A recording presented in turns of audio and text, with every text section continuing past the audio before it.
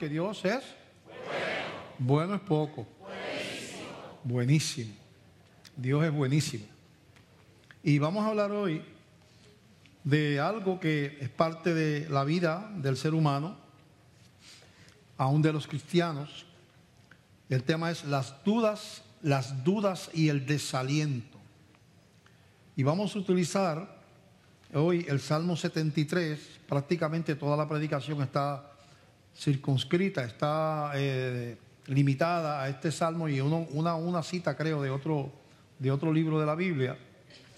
Así es que ponga atención, porque es más frecuente de lo que queremos reconocer que nuestra naturaleza humana pase por este tipo de situación, y es muy pertinente también en Puerto Rico, en nuestra tierra, después de la experiencia que tuvimos y la que estamos viviendo como país, que tiene que ver no solamente con el azote de un terrible huracán, que muchos de ustedes sufrieron grandes pérdidas, sino por los otros efectos emocionales de vivir sin electricidad, vivir sin agua, la reducción de las ofertas de empleo, por el colapso de la economía del país, el éxodo de familiares nuestros, que por más, yo creo que 1 millón de personas se ha ido del país en los últimos 5 años, algo así,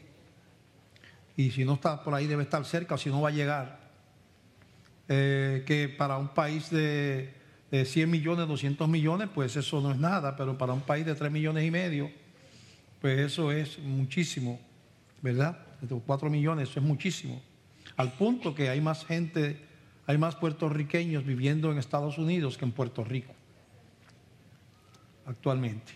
Hay más población de puertorriqueños allá que acá. Así es que por todo eso, pues creo que es muy pertinente la predicación de hoy, las dudas y el desaliento. Y aunque vamos a utilizar todo el Salmo, vamos a empezar leyendo solamente los primeros 3 versos, donde el autor del Salmo, que no es David, es Asaf. El salmista no es David, es otro escritor, Asaf. Dice así en los primeros 3 versos, nos ponemos de pie para leer la palabra de Dios. Dice: ciertamente es bueno Dios para con Israel, para con los limpios de corazón. En cuanto a mí, casi se deslizaron mis pies, por poco se resbalaron mis pasos, porque tuve envidia de los arrogantes, viendo la prosperidad de los impíos. Padre, te damos gracias por esta palabra. Señor, llévanos de la mano, ayúdanos, Señor. Queremos que la intención del Espíritu se cumpla en este día, Señor. En el nombre de Jesús.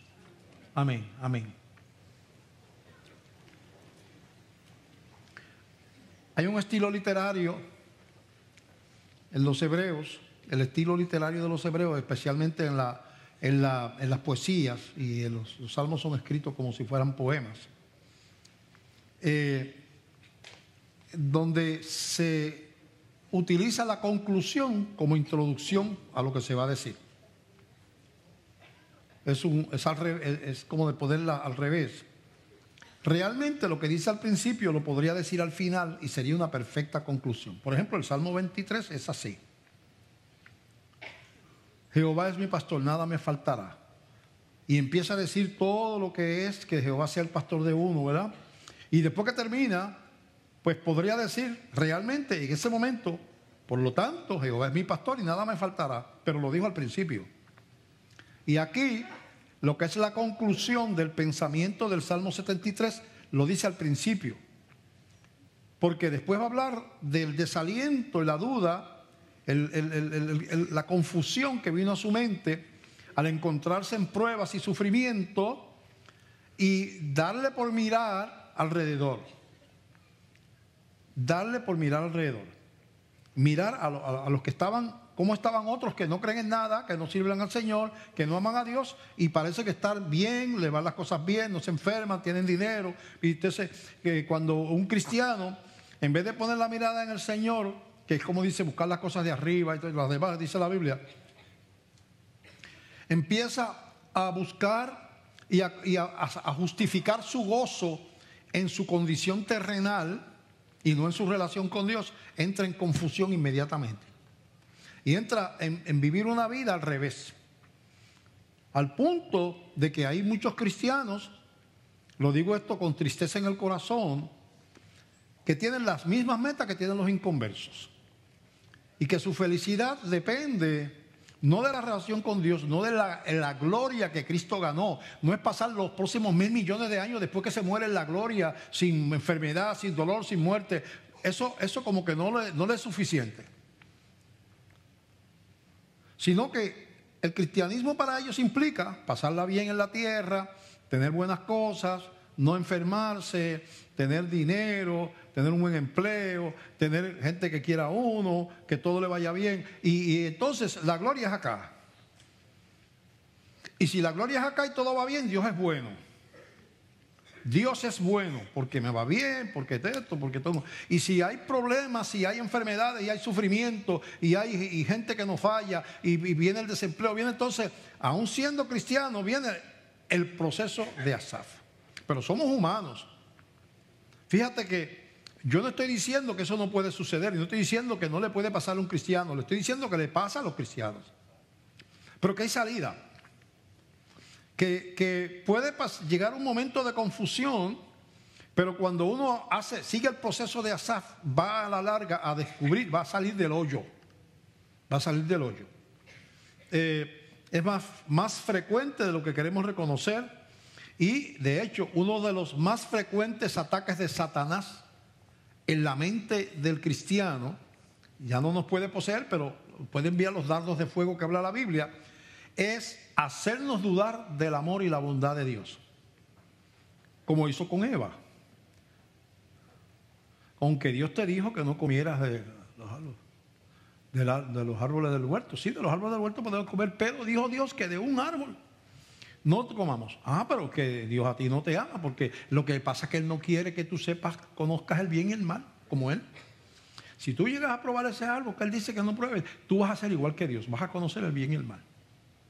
Dios no es bueno, porque si Dios fuera bueno contigo, Él te hubiera dejado, no te hubiera prohibido nada, te hubiera dejado que tú hicieras lo que quisieras. Ese fue el ataque de Satanás. Dios no es tan bueno como tú piensas, porque hubo algo que Él no te dio.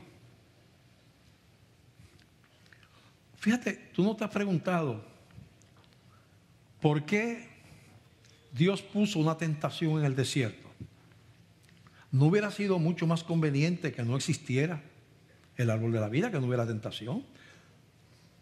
No había problema de tentación, por lo tanto no había caída y no había la pérdida de la muerte espiritual que vino como la desobediencia. Pues era cuestión de, porque la tentación la puso Dios. Dios es creador de todas las cosas. Ahora vamos a filosofar un poco. ¿Por qué Dios intencionalmente colocó la tentación en el desierto? Fíjate, hay algo que uno tiene que aprender a conocer: la economía de Dios, como podemos decir. ¿Cómo es que Dios funciona, verdad? Que nunca lo vamos a entender, por supuesto, pero en lo que podamos entender en parte. Hay un principio de fe y de amor. En la manera en que Dios ve las cosas, si no hay la opción de desobedecer, no es probada la fe y no se prueba el amor. Para que haya amor tiene que haber la oportunidad de no amar, y para que haya fe tiene que haber la oportunidad de ser incrédulo. Es así hasta con los ángeles, porque Satanás era un ángel de gran belleza, por eso el nombre de Lucifer es el ángel de gran luz, y se rebeló junto con los otros ángeles, que son los demonios, se rebeló contra Dios. Así que no solamente hubo una rebelión acá en la tierra, hubo una rebelión también en el cielo. Y yo le he dado razonamiento a esto, le he dado cabeza, y con la cabeza que yo tengo es mucho pensamiento, es bastante cabeza.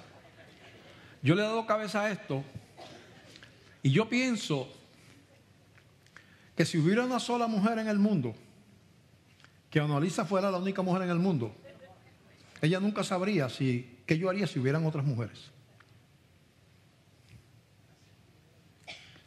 El amor se prueba cuando, habiendo muchas otras opciones, uno decide que esa es la opción que uno quiere para su vida. Y lo mismo para la mujer. Si no, sería una relación automática. Bueno, la única que hay. Pues tienes que conformarte con esa, no hay más nada. Pero el hecho de uno haber escogido a esa en particular es una definición del amor. El hecho de nosotros, la obediencia es parte de la prueba del amor, porque siempre tengo la opción de desobedecer. Así, yo no sé por qué Dios obra así. Sus caminos son más altos que nuestros caminos. Son más altos que nuestros caminos. Pero existe la fe, pero siempre existe la duda como una opción. Y muchas veces nos visita la duda, el desaliento. Una de las cosas que la religión hace mala, en mi opinión, es que tratamos de aparentar lo que no somos, porque conocemos lo que dice la Biblia, y tratamos de manipular para que, por ejemplo, estamos tristes, pero yo no puedo mostrar tristeza en la iglesia, porque si busco tristeza me van a juzgar de que yo no tengo fe, de que yo soy un mal cristiano, porque yo no estoy conforme con Dios, que yo me quejo. Entonces yo no vengo donde un consejero para que no me oiga decir, mire, estoy en una terrible depresión, pastor, tengo una tristeza. Entonces usted viene festivamente aquí, aleluya, gloria a Dios, canta, todo eso lo está actuando porque no lo está sintiendo. Se va enfermo para la casa y herido y no busca ayuda. Entonces eso no es lo que Dios quiere con su vida, porque Dios no quiere que nosotros seamos hipócritas. Me pasa, por ejemplo, mire, un ejemplo, viene una persona que me cuenta todos los maltratos y todos los abusos de su papá o de su mamá o de ambos, o por qué nunca lo buscó, porque lo abandonó cuando pequeño, un sufrimiento tremendo. Y yo le digo, vamos a trabajar con tu resentimiento. Casi siempre los cristianos, como saben que la Biblia dice que hay que perdonar a los enemigos, dicen, no, pues ya yo lo perdoné, pastor, yo lo perdoné, pero de la manera que tú me hablas, tú estás sangrando por esa herida todavía. Todavía yo lo perdoné. Si yo sé que sí. Entonces tú estás racionalizando el perdón, pero no lo estás sintiendo el perdón. Entonces estás siendo engañoso, engañador.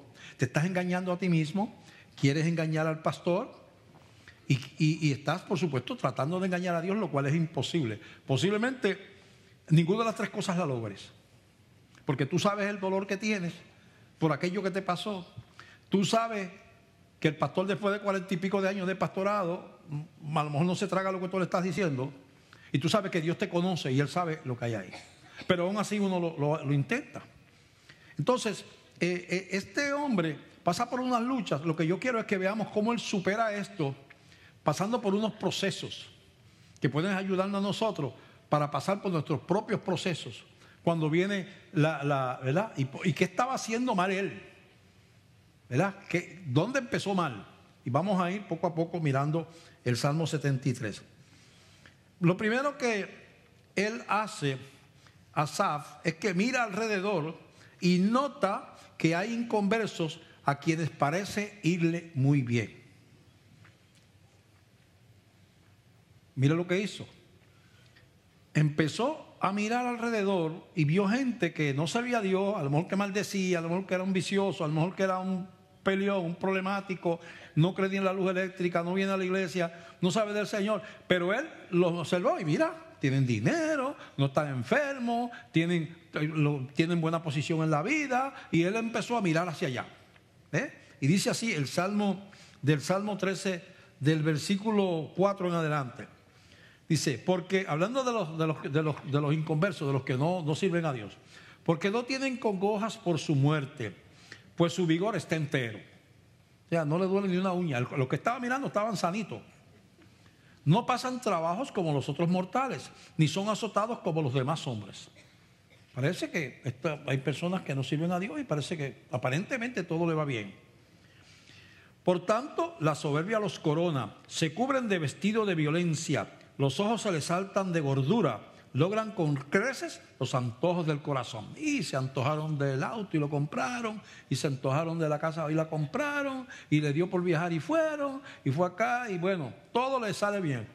Y hay casos que uno ve así. Se mofan y hablan con maldad de hacer violencia y hablan con altanería.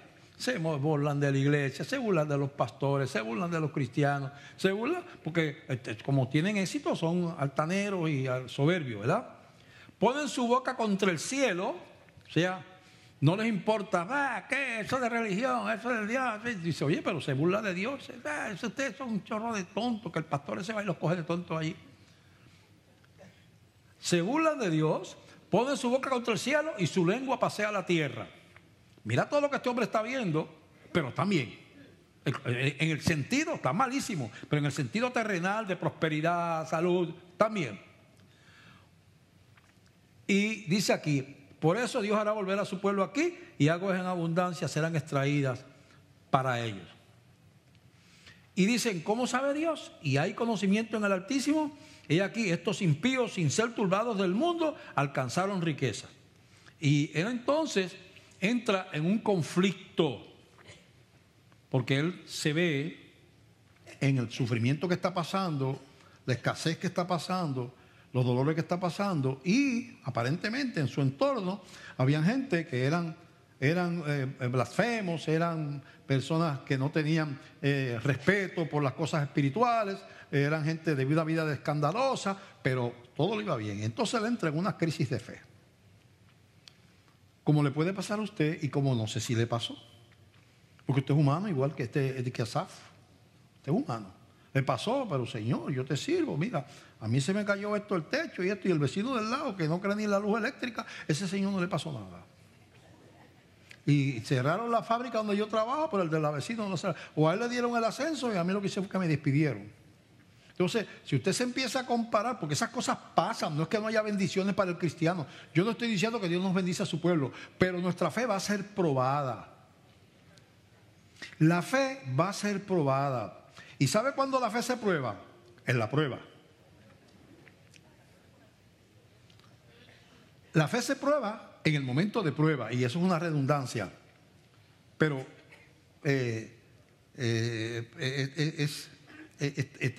uno está usado de una manera diferente en el lenguaje. La fe se prueba, que es de probar, del verbo probar. En la prueba, que es una acción, la prueba es un estado donde está el problema. La fe se prueba en el problema, en el momento doloroso. Eso es lo que estamos queriendo decir. Ahí es donde se sabe cuánto ha madurado uno espiritualmente, ¿verdad? Y ahí es que se diferencia. Por eso es que la prueba es parte de la vida del cristiano, porque ahí usted está usted está pasando por un filtro donde usted tiene la oportunidad de crecer, como Asaf creció en el proceso. Vamos a ver el resto del Salmo. Usted tiene la oportunidad de crecer y de desarrollar un tipo de fe diferente, que no esté fundada en lo que recibe, en lo que le da, en los éxitos, en la abundancia, en la riqueza, en los bienes materiales, en la aprobación de la gente, ¿verdad? Una fe que sea diferente a la fe esa, que no es fe, es panes y peces. La fe que recuérdese que cuando Jesucristo multiplicó los panes y los peces, y todo el mundo comió, hasta que no le cabía más panes y peces, multiplicando los panes de unos poquito que tenía un niño allí, todo el mundo comió, miles de personas. Cuando Jesucristo cruzó el mar al otro lado, la gente se le fue detrás, porque dijo, nada, encontramos aquí el pan y los cupones y todo lo junto. Ahora no vamos a trabajar, tú le das 2 cantitos de pan y él hace 100,000 libras de pan, y le das 4 pesos y hace 50,000 pesos, porque él los multiplica. Se acabó el trabajo aquí y todo el mundo detrás de él. Y Jesús le dice, ustedes me están siguiendo no porque hayan creído en mí, sino porque comieron panes y peces. Ustedes están detrás de los panes y los peces, no porque creyeron en mí. No vieron al Mesías, no pensaron en la salvación de su alma, no vieron la razón espiritual de yo venir a la tierra. No es que ustedes comieran panes y peces, es salvarlos del infierno. Pero ustedes no han visto eso. Ustedes vieron solamente la pipa, la barriga, la conveniencia. Y este tipo de incidente que está pasando a Asaf, esta lucha interna, le ayudó a dilucidar algo que es importante que usted dilucide también. Que le permite pasar por las pruebas que son parte de aquí del mundo de una manera diferente y victoriosa. Usted descubre el gran tesoro que es Dios y lo que es la salvación de su alma. Usted lo razona. Mire, usted que es por revelación, obviamente, como son todas las cosas espirituales, pero usted lo razona también.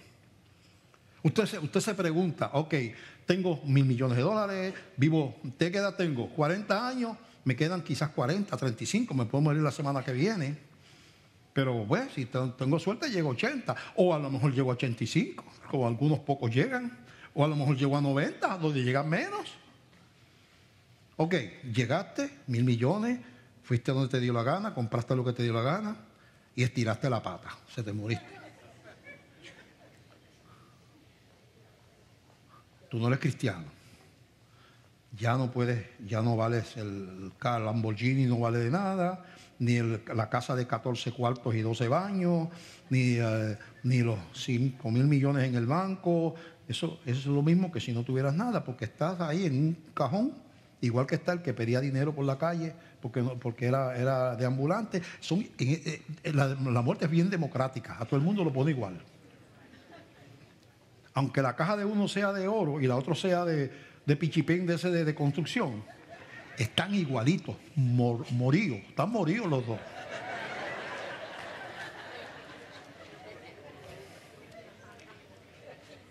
La muerte es bien democrática. Y entonces, si tú lo analizas bien, dice, espérate. Y hay una parábola así, hay un ejemplo en la Biblia del rico y Lázaro, ¿verdad? Y tú dices, aquel que era bien pobrecito, creyó en el Señor, le entregó su vida a Cristo, y tú lo ves que te pasa por el lado para la gloria. Y Dios te permite ver ángeles cantando, paz, la presencia de Dios, y para la eternidad, los próximos 1,000 millones, 10,000, 100,000 millones de años, tú vas a estar allí con Dios, no hay problema. Y tú te ves a ti bajando a las millas para el infierno, donde no hay temperaturas como en los hornos de la casa. Allí no hay low ni medium, allí siempre está en high. Y tú dices, ¿quién ganó? ¿Quién ganó? ¿Ese multimillonario que lo tuvo todo? Como esos que menciona ahí. ¿O el que tiene la salvación y la vida eterna y la comunión perpetua con el Rey de Gloria, el Señor de Gloria? ¿Quién salió ganando? Pero como nuestros ojos carnales nos permiten ver la apariencia del mundo tan engañosa y parece divertirte tanto, eso le pasa mucho a los jóvenes. Yo sé que a los jóvenes les pasa eso. Los jóvenes cristianos están en unas universidades, están en unas escuelas, en unos colegios, donde ellos ven a sus amigos hablando de que se amanecieron la noche antes, de que estaban en la playa corriendo desnudos por la playa con todos hombres y mujeres juntos, de que se emborracharon hasta que vienen la gente colegial y se metieron hasta marihuana y fumar. Y ellos, muchachos, gozamos y fuimos acá y fuimos allá, y después nos fuimos a las 3 de la mañana, nos fuimos para San Juan. Y tú dices, bueno, yo lo que voy el domingo para la iglesia, porque me estoy perdiendo yo. El engaño del mundo. Porque el mundo ala y el infierno tiene sus seducciones. Si no, nadie estaría practicando el pecado. El pecado tiene su parte agradable. Es parte agradable. El adulterio tiene una parte agradable, el pecado tiene una parte agradable. El fiestar y darse su alcohol tiene sus sensaciones agradables y cosas, porque pues si no nadie lo haría. Es la consecuencia, es caminar en contra de Dios. Entonces, este hombre, después que mira hacia afuera, lo cual es un error, está mirando al lado que no es, no está mirando lo que tiene, no está mirando el ejemplo de victoria, no está fundando en la palabra de Dios su vida y lo que es ser, porque si tú miras esto, lo que es fracaso y lo que es éxito, entonces Los profetas y los apóstoles, y toda esa gente fue un chorro de fracasados, un montón de fracasados. Porque tú dices, ¿dónde estaba el dinero de Pedro, de Pablo? Esa gente, si lo que recibieron fue en palos, cárceles. ¿Dónde estaba Elías escondido, huyendo de Jezabel? Moisés viviendo 40 años en un desierto con un pueblo rebelde allí. Entonces todos esos siervos de Dios eran unos fracasados. No tuvieron riqueza, no tuvieron prosperidad, no tuvieron éxito social. Tuvieron solamente obediencia y amor por Dios. Y por eso están sus nombres escritos en esa Biblia, porque fueron grandes delante de los ojos de Dios.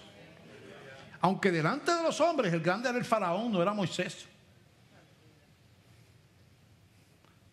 En el mundo de Elías, la grande eran Acab, el rey, y Jezabel, que eran enemigos de Dios.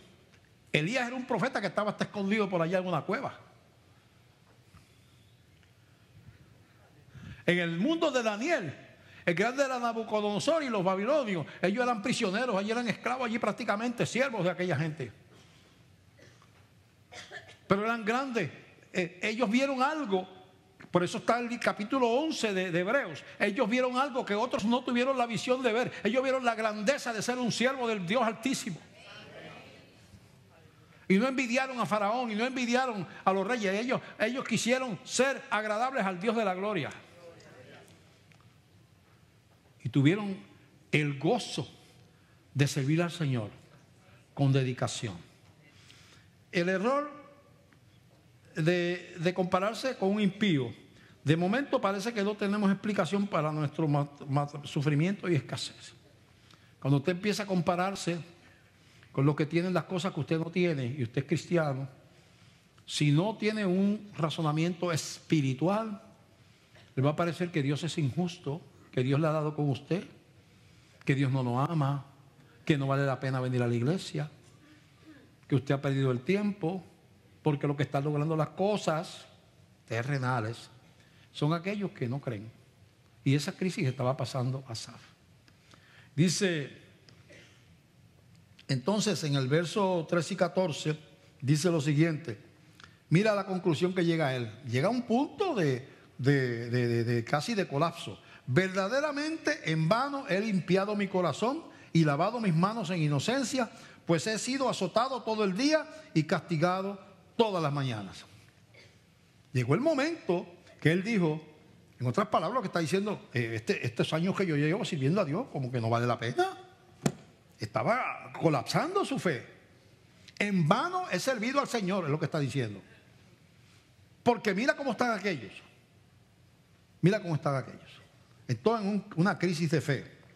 Entonces dice el versículo 15, si dijera yo, hablaré como ellos, he aquí la generación de tus hijos engañaría. Eso es una parte bien importante de este mensaje, porque él no lo dijo. Él tuvo una iluminación bien importante que usted como cristiano debe tener. Él dijo, si dijera yo, si yo compartiera esto con la gente, si mis hermanos de la fe supieran la crisis que yo estoy pasando y lo descontento que estoy en este momento con Dios, y yo me pusiera a promover por ahí que servir a Dios no vale la pena, lo que le está pasando a él, que en vano ha sido los años de servicio, dice, si lo dijera yo, dice aquí, en vano, he aquí, a la generación de tus hijos se engañaría. Si yo me pongo a hablar de esa manera y me empiezo a expresar ese desaliento y a contaminar a otros, yo empiezo a propagar ese desaliento y empiezo a engañar a la gente.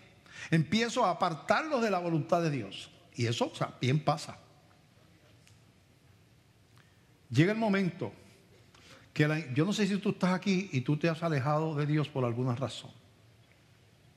Pero llega el momento que lo que le dice a uno la carne es, esto no vale la pena, esto es lo mismo siempre, mis cosas no se me dieron.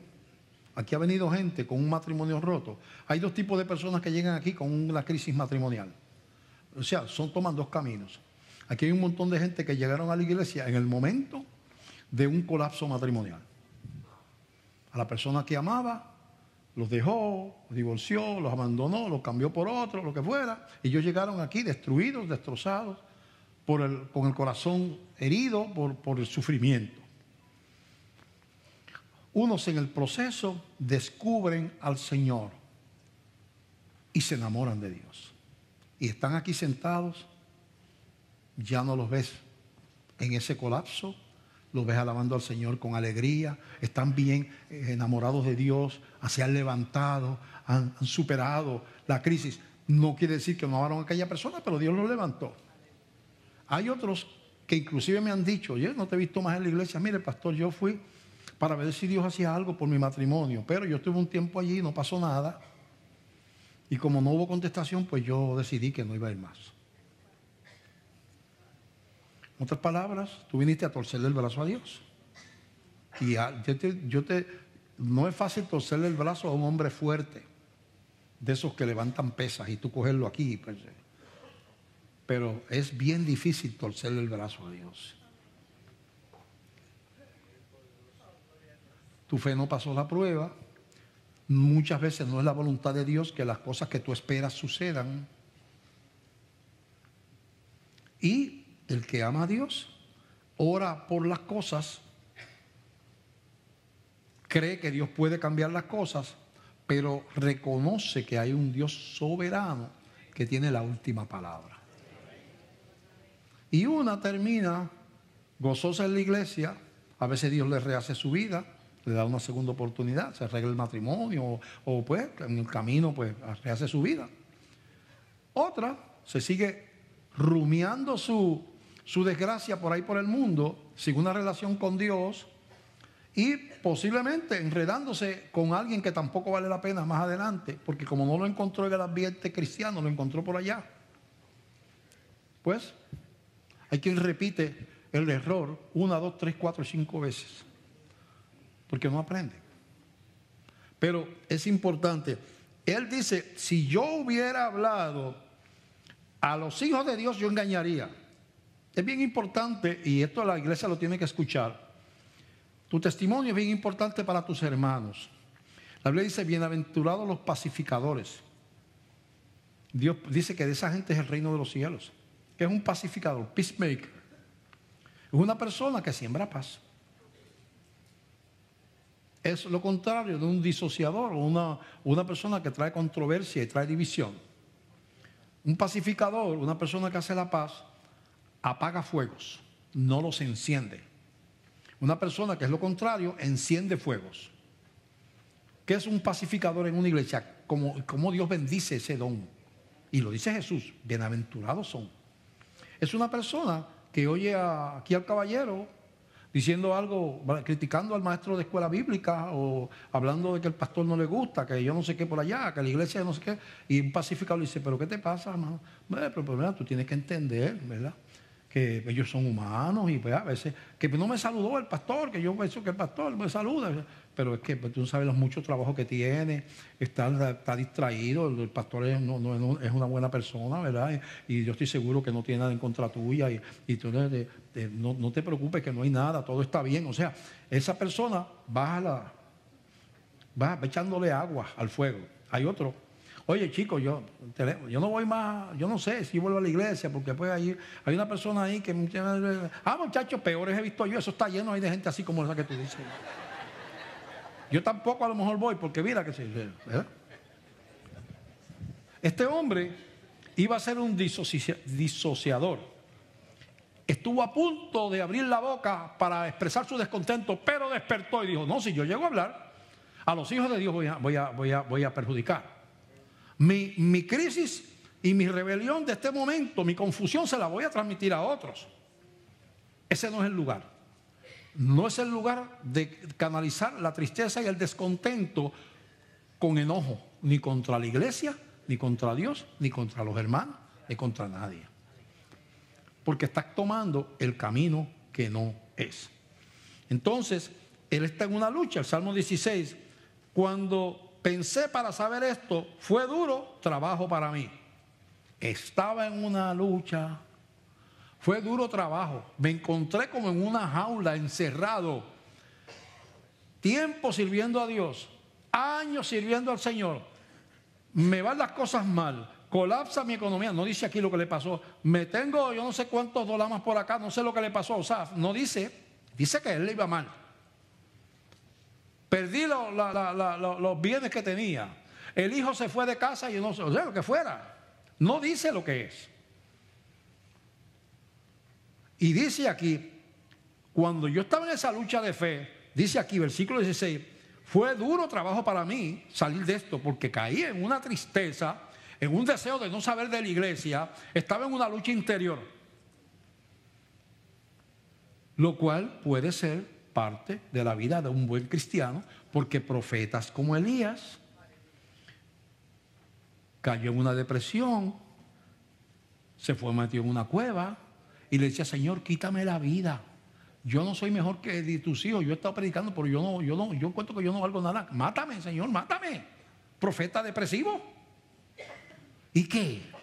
¿No aparece él hablando con Jesucristo en el Nuevo Testamento con Moisés? ¿No es un gran profeta que tuvo una crisis? ¿No negó Pedro a Jesucristo, uno de los apóstoles, y dijo que ni siquiera le conocía? Y lo negó con maldición. Nosotros no queremos aquí en esta iglesia a actores teatrales que aparenten que todo está bien y que a ellos no les pasa nada porque estamos en victoria. Ese evangelio triunfalista que es como un disfraz. Yo prefiero gente que se acerque: pastor, estoy en una crisis de fe, estoy triste, estoy deprimido, necesito ayuda. Porque Dios trabaja en la transparencia, en la sinceridad. Que nos aprendamos a cubrir unos a otros. Que usted no aproveche la confesión de un hermano para transmitirlo por internet. Y eso es pecado. Aunque sea verdad. Mire, usted se entera de que un hermano, Winchester López, está en adulterio. Es verdad que está en adulterio. ¿Verdad? Usted se enteró. Y usted agarra el teléfono o escribe el texto: oye, ¿sabes la última que me he enterado? Winchester López está en adulterio. Usted está pecando horriblemente. No, yo estoy diciendo una mentira. Decir esa verdad es un pecado horrible. Usted es un chismoso, es lo que usted es. Eso es pecado. Los cristianos no obramos así. Los cristianos somos gente restauradora, sanadora, de bendición, no de destrucción. Ese hermano lo que me dice, amerita que usted venga con el pastor: pastor, tengo esta información, eso así, vamos a llamarlo, vamos a hablar, vamos a ofrecerle ayuda, vamos a darle un consejo para ayudarlo a salir del pecado, vamos a tratar de levantarlo acá, entre nosotros acá y él. ¿Ok? La Biblia dice que si esa persona persiste y es hermano, es miembro de la iglesia, y persiste en ese pecado, después que tú lo reprendes una vez, lo quieres ayudar, le ofreces ayuda, y él persiste en el pecado, dice, entonces hay que expulsarlo de la iglesia. Es un acto de amor ese, también. Eso es lo que dice la Biblia. Córtale la comunión para que se sienta mal. No es para que no pueda volver, para que se sienta mal, para que vea el costo de verdad. Y entonces, después de aconsejarlo, tratarlo una y otra vez, no es la primera vez, después de tú tratarlo, entonces tú le terminas con la disciplina como último recurso. Pero siempre procurando levantar, procurando ser un instrumento de sanidad, ¿verdad? Después de eso, del 16, él da con la clave.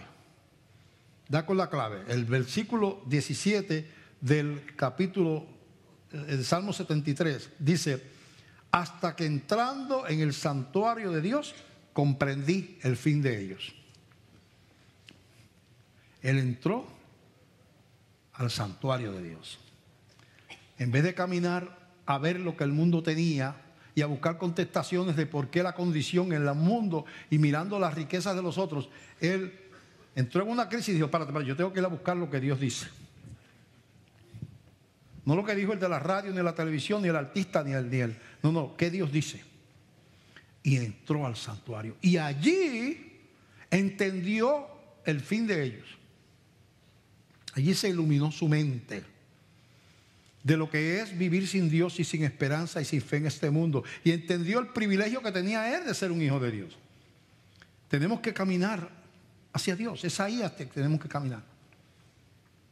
Tenemos que ir a la palabra. Tenemos que ser firmes en nuestra búsqueda de que Dios nos hable. Tenemos que regresar al altar familiar. Que la familia se reúna. Eso se llama el altar familiar. Usted se reúne con su esposo, con sus hijos, un rato todos los días. Antes de acostarse, en la hora de la cena, se abre la Biblia, se lee un pasaje. No es que estar 1 hora ni 2. Lee un pasaje y alguien hace un comentario y ora, Señor, bendice este hogar y ya. Hay que caminar hacia el santuario de Dios. No caminar, él empezó a caminar en contra. O sea, está Dios aquí y está el mundo allá. Y él entonces, él era un siervo de Dios. De momento Dios hizo así. Dice, oye, pero ven acá, y aquellos que están allá, y le dio la espalda. Oye, pero esta gente está bien. Ellos no van a la iglesia. Mira qué es lo que tiene, mira el carro que tiene. ¿A qué tiempo sería de caballo? El que escribió la Biblia. Un carruaje de caballos blancos, mira. Mira esto y mira, oye, mira qué casa tiene ese hombre y mira que ese hombre tiene criados y tiene todo. Mira, y yo, mira como yo estoy viniendo, te voy a pedir esta copa ya. Sí, le he dado, ¿entiendes? Las chancletas tienen, las sandalias tienen un agujero por debajo. Y yo estoy en la iglesia, yo sirvo a Dios, eso es lo que le pasó a él. Y mira cómo está aquel. Hasta que dice, como que hubo una reacción, Dios le ayudó, porque eso tiene que venir de arriba. Y le dijo, estás mirando al lado que no es, mírate para acá. Y caminó hacia el santuario de Dios. Señor, estoy pasando por unas dudas terribles, Dios mío. Señor, ¿cómo es posible que un siervo tuyo esté envidiando a la gente? Y vienes tú conversar con Dios. ¿Cómo que yo estaré envidiando a los que no están contigo, que no te aman? ¿Cómo es posible que yo piense que ellos están mejor que yo, Señor? Perdóname, yo no. Y ahí viene, ¡pum! Te voy a mostrar el fin de ellos. Y ahí viene entonces. Vamos a ver el resto del verso, ¿verdad? Verso del 18 al 20. Ciertamente los has puesto en deslizaderos, en asolamiento los harás caer. El que no ama a Dios y no sirve a Dios vive en una trampa. La vida es una trampa, porque tú sabes que tú le pones una trampa. Tú cuando vas a poner una trampa a un animal, tú no le pones algo que lo asuste, tú le pones algo que lo atraiga, ¿verdad? Y le pones un quesito al ratón y dice, wow, un quesito, y hay un spring arriba con un quesito más bueno, ¡pum! ¿Verdad? Así hace Satanás con nosotros. Pero Dios le permite ver la trampa. Dice, ciertamente los ha puesto en deslizaderos, en asolamiento los ha caído. ¿Cómo han sido asolados de repente? Perecieron, se consumieron de terrores. Como dije en el primer mensaje, el mundo está hablando de la muerte de Stephen Hawking, el gran físico que murió hace una semana, 2, no sé cuánto, 3 semanas. Que hizo grandes descubrimientos de física, teorías y esas cosas. Pero el descubrimiento más grande lo hizo después de muerto. Nunca en vida hizo un descubrimiento tan grande como el que hizo después de muerto. Él fue un ateo militante, promotor del ateísmo. Y después de muerto descubrió que Dios existe. Pero ya era muy tarde para él. Pero el más descubrimiento más grande que usted puede tener la certeza de la presencia y la existencia de Dios. Y eso hacerlo personal a través de Jesucristo. ¿Verdad? Entonces, dice el versículo 18, el 19, como han sido asolados de repente, perecieron, se consumieron de terrores. Usted sabe lo que es. Tú sabes lo que es. Cuando usted le deja de latir la bombita del pecho y el cerebro por lo tanto se apaga, que no puede funcionar sin sangre. Su espíritu ya no puede vivir ahí, su alma ya no puede vivir ahí, porque el cuerpo terrenal, el cuerpo es el canal para funcionar en este mundo terrenal. Ya usted no tiene la comunicación con lo sensorial terrenal. Tiene un mundo espiritual. Y de momento, usted siente que usted se va de ese cuerpo. El millonario, el multimillonario, el dueño de los malls y de los aviones y de los barcos se fue y de momento siente que parte hacia arriba y empieza a escuchar gritos y lamentos de multitudes que están en tormento. Y como usted no, porque los espíritus piensan independientemente del cerebro, no pueden canalizar pensamiento a través de un cerebro porque ya el cerebro no funciona, pero piensan, tienen inteligencia. Usted dice, yo nunca creí y nunca pensé que esto que me estaba pasando era verdad. Ahora, por toda la eternidad, yo estoy metido en ese lago de fuego con toda esta gente gritando y lamentándose. Y usted no puede hacer nada para cambiar eso. No hay reversa, no hay redentor para los condenados en el infierno. La redención tiene que ser aquí en la tierra, mientras usted está vivo. Eso de que hacen por ahí, que si le prenden unas velas para sacarlo, cambiarlo del infierno para la gloria, no se pierde el tiempo con eso.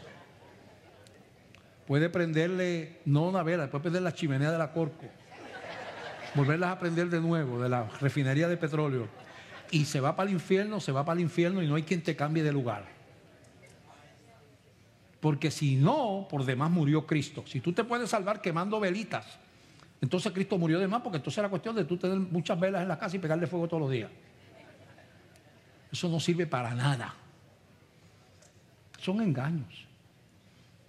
Son engaños. Entonces, dice aquí,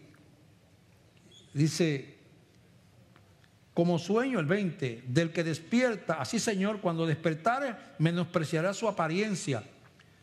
Entonces, Él define y Dios le revela cuando entra al santuario el camino de los impíos, hacia dónde es que están, cómo es que van. Y dice, se llenó de amargura mi alma y en mi corazón sentía punzadas. Y ahora viene, cuando entra al santuario y Dios le muestra el destino de los que no tienen a Dios, se ilumina. Dice, tan torpe era yo que no entendía. Era como una bestia delante de ti. Mira, esta bestia se dijo ahora.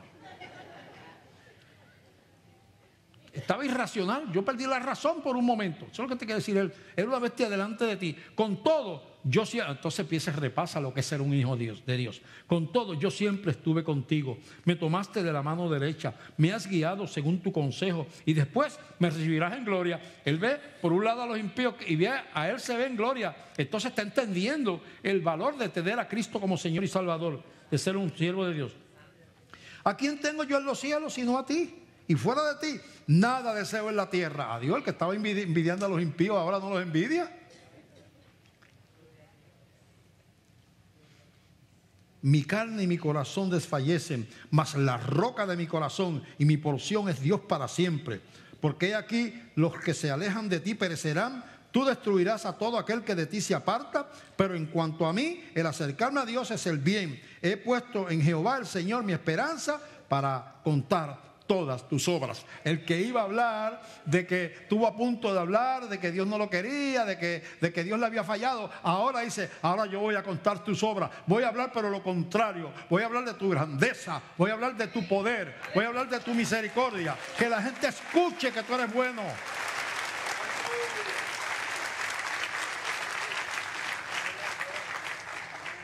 Son procesos. Yo voy a terminar. Pero quiero preguntar si aquí hay alguna persona que todavía no le ha entregado su vida a Cristo. ¿Qué es la decisión más importante que un ser humano puede tomar en esta tierra? Más importante que trabajar, que estudiar, que criar hijos, que comprar una casa, que estudiar una profesión. Es salvar el alma. Aquí lo hemos descubierto en este salmo. ¿De qué le valen las riquezas a esta gente? Dice el salmista. Si al fin y al cabo perecerán, serán deshechos, serán hechos nada, su camino es camino de muerte. Y hay las riquezas de la salvación para los que creen en Jesús. A todos los que le recibieron, dice Juan capítulo 1, y a los que creen en su nombre, Él les dio la potestad de ser hechos hijos de Dios, los cuales no son engendrados de varón ni de carne, sino de Dios. De varón y de carne tú fuiste engendrado cuando naciste al mundo. Ese es el nacimiento físico. Pero hay un segundo engendramiento que es espiritual. El nacimiento espiritual viene por medio de Jesús cuando le das tu corazón y le entregas tus pecados. ¿Hay alguna persona aquí que tome esa decisión en el día de hoy? A mí me gustaría orar contigo, orar por ti, y levanta su mano allí donde está. Es la decisión más sabia, pero yo no la puedo tomar por ti. No puedo. Llevo años predicando, 42, casi 43 años predicando.